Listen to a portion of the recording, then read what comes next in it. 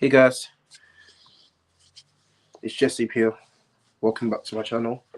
So I'm gonna give you lot a review of my last 6 games for Arsenal. So looking back at it, Arsenal, I made a preview for Fulham versus Arsenal, and I said 3-1 for Arsenal. We won 1-0. Don't get me wrong, it wasn't the best of performances against Fulham. Obviously, Cadiferi had a goal to sell out for offside, and then first half we really didn't do much in that half. Obviously, the star boy Saka was shining in that first half, getting plus players on the ball, literally taking on them. Second half, he stepped up, scoring a set piece from a corner, which hit Saka's corner, hit head on from Gabriel and nicked in by Trossard, and it was a good finish. Obviously, we kept the clean sheet against Fulham, which I thought it was a crucial one. But yeah, 1-0 to us, and that was the game after the international break, and we thought, yeah, these are the kind of games that you have to step in to actually get the 3 points. So we won that one, which was good. Then, after that, we had the toughest game on Wednesday, home to Atletico Madrid, and we know what Atletico Madrid are capable of. Obviously, this is a game of us at home in the Champions League, trying to make it 3 wins in a row. Obviously, we're coming up against a strong team of Atletico Madrid. For them coming back from a win against Real Madrid in the derby to come to the Emirates, it's going to be a challenge, an absolute challenge. So, first off, I think we were on top. We had chances in the first half that I think we should have scored. Obviously, Eze had a deflected shot that hit the crossbar. Firstly, my thoughts on the lineup was it was an expected lineup, a strong team to start against Atletico Madrid. We started bright in the first half. Obviously, Eze had a shot deflected, hit the crossbar, and then Rice in a rebound over here, over the bar when it bounced. So I feel like Rice could have done better in that one. Yeah, first off, we had chances. We were on top all game, and literally you know what? I was thinking second half there will be goals in this game. Obviously, Atletico Madrid had a chance through Junior Alvarez. His shot was saved onto the crossbar. And then we scored first, which I thought was a crucial one. Obviously, brilliant free kick from Declan Rice and a great header from Gabriel Magalhaes. And I'll tell you now, Gabriel Magalhaes is a threat when it comes to free kicks in corners because you know he is the airball winner. Honestly, this guy is born to play for Arsenal. I don't think there will be any sentiment better than Gabriel Magalhaes in the league. Great header from a Rice free kick. The second goal was quality, and let's talk about it. Miles Lewis-Skelly, this boy was born to play for Arsenal as well. Literally, he's only young, 19 years old. Gets the ball in the halfway line, dribbles past Gallagher, gets past the Atletico Madrid, and then plays the ball to Martinelli, who just finesses it so perfectly into the corner. And that was a brilliant goal. Honestly, it all came from Miles Lewis-Skelly. What a beautiful, beautiful run and a beautiful setup for Martinelli. And that Martinelli finish reminded me of Thierry Henry. That's a finesse finish. It reminded me of a Thierry Henry finish. Beautiful. And then we scored again. Quick succession. Like, ball comes in. Eze hits it, hits Gyökeres, and Gyökeres scores. Finally, after his goal drought, which was really concerning for us, Victor Gyökeres finally scores his first goal for Arsenal after 8 games without a goal. His last game he scored was against Nottingham Forest. But this game, I could definitely tell there was something coming up for him. And I'm glad that Victor Gyökeres got his goal because we were all worried that he was going to take him time to settle into Arsenal. But yeah, glad he scored that one. And then again, we scored again. It was a great corner from Rice. Who else? But Gabriel Magalhaes again, a goal and an assist against Atletico Madrid. Great pass. And then falls into Gyökeres. Header from the back post. Boom. Into Gyökeres' feet and he scores again. 4-0 win against a top Atletico Madrid team. And I thought that is a very, very, very good performance against a strong squad like that. We literally turned Simeone upside down. We literally gave him a lesson. This was revenge for what happened in the Europa League when he beat us. When we had Wenger that time. 1-1 at the Emirates and then they won 1-0 at their ground. Yeah. Crucial win. And then after that, we had a home game against Crystal Palace. And I was there at the Emirates for the Crystal Palace game. We won 1-0. And you know what? I'll be honest with you. The first half was really, really slow.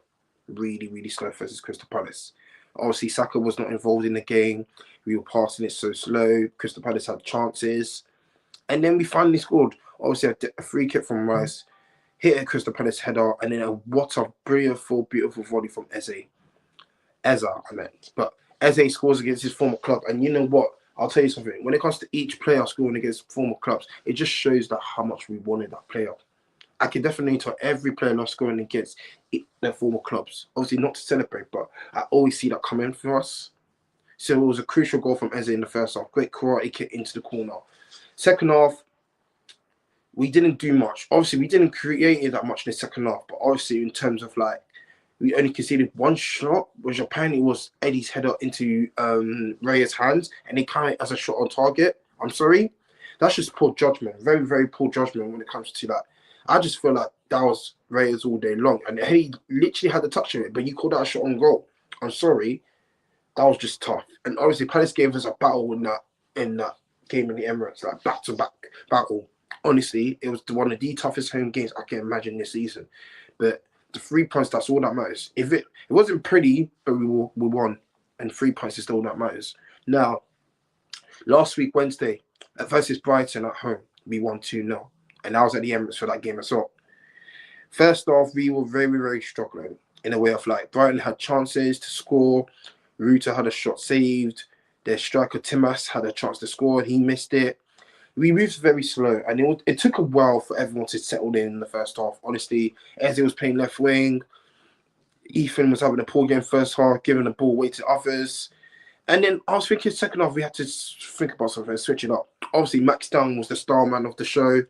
He delivered in the right wing, getting past players, taking on them. And on us, don't get me wrong, my thoughts on the lineup was I was expecting Down to start. We was expecting a B squad to start with that one. Obviously, the likes of Eze starting, Nogard starting, Ethan, that was expected.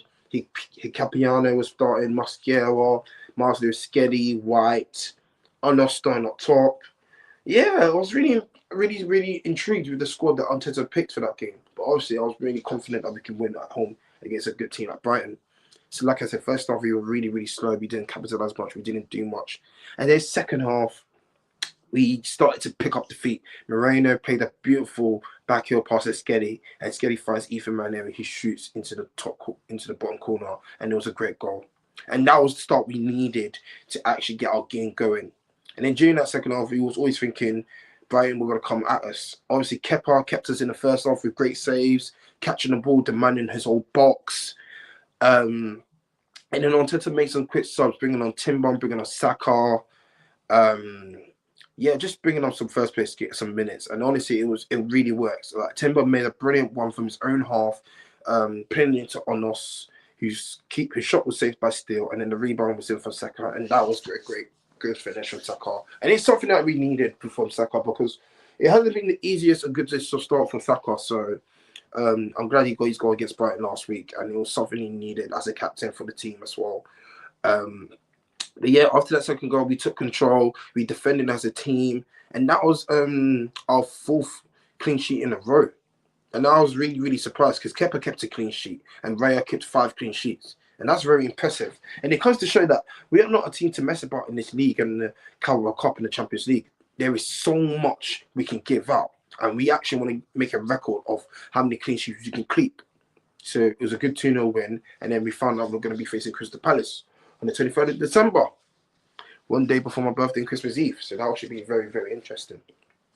Now on to Burnley.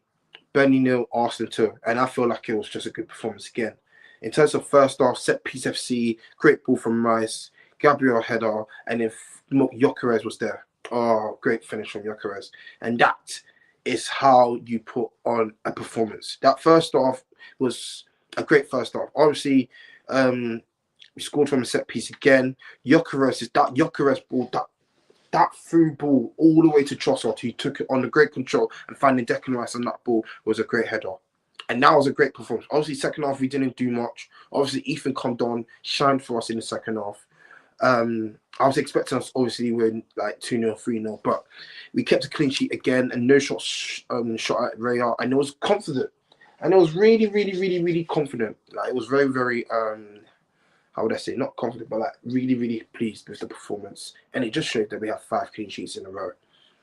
Now, onto Slavia Prague yesterday, and the lineup came out, and I was really, really, really happy about that. Giving some changes, giving some players some minutes, Ethan minutes, putting Moreno up top. Obviously, we expected Moreno to stop up top. Hincapié playing left back. I thought that was really, really surprising decision, but I could definitely tell why, because I feel like Hincapié is so good. Like, he's Ecuadorian, he's very physical, he's very good, and I'm like what I'm seeing from him. Like him, Mosquera done well on Wednesday last week against Brighton, but he was the star man for me in Hincapié. I'm looking forward to seeing many more from him. And yesterday we won 3-0. Obviously, we got a penalty from a corner that was a handball.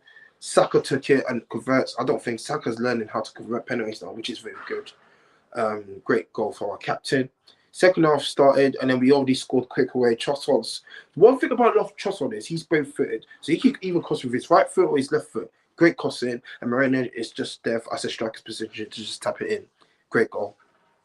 And then second half, we made some subs. Dalman came on, the youngest player to ever play in the Champions League, and I was really, really happy that he got his minutes. Honest got his minutes. Timber came on. It was really, really commanding. And then obviously the third goal, Rice again with a dangerous, great ball, and Moreno's there. And one thing I like about Moreno is he is an airball winner, and he can win airballs. He can really win like battles in headers, and can actually like have a movement of a striker. Obviously, last year we developed him into playing a striker role to fill up for that role, and he's actually doing well. Like, I think that's like 6 or 7 goals as a striker now, and that's really, really impressive. And I feel like Arteta's actually developing more with Moreno just to show him like how you play in a striker role to cover up. Obviously, we don't have Gyökeres, we don't have Jesus, we don't have Havertz, and we're expecting Odegaard, Havertz, Jesus. Odegaard, Havertz, Gyökeres, Madueke, all those players back for Tottenham next week, Sunday, and next 2 weeks Sunday, and I feel like that game's going to be more crucial against Sunday. I'm looking forward to that game against some Tottenham Hotspur in 2 weeks' time at home, and that game is going to be a tough game. It's North London derby, and we are home to them, absolutely home to them, and I feel like we will win. November we've got Tottenham, home to Bayern Munich in the Champions League, and then away to Chelsea, and that's not even easy fixtures in November. The question is, can we keep the clean sheet going? In my personal opinion, I don't think we would. I think there is going to be a goal that we're going to concede. But am I confident we can win all 3? 100% I think we're confident. There's so many games coming up, and I feel like each game for me is game by game and how we develop as a team. And so far, we've done so amazing. Obviously, Sunderland on Saturday is going to be a big game, and I'm going to do that preview with one of my friends for that Sunderland game. So yeah, I'm hoping I can get back with him and do some preview, hopefully by tomorrow, Friday. But if anything, I'll let you guys know. So there you go.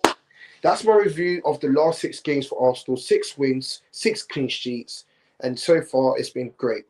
Absolutely great. Obviously, we've got an international break next week. Ugh, jarring. But as of now, I'm really, really happy about the way Arsenal have been playing. Thanks for watching. Many more content to come. My preview for Sunday is going to be out by tomorrow or Friday with one of my friends. Can't wait for you lot to see it. Take care. Thank you for listening. Good night. Peace.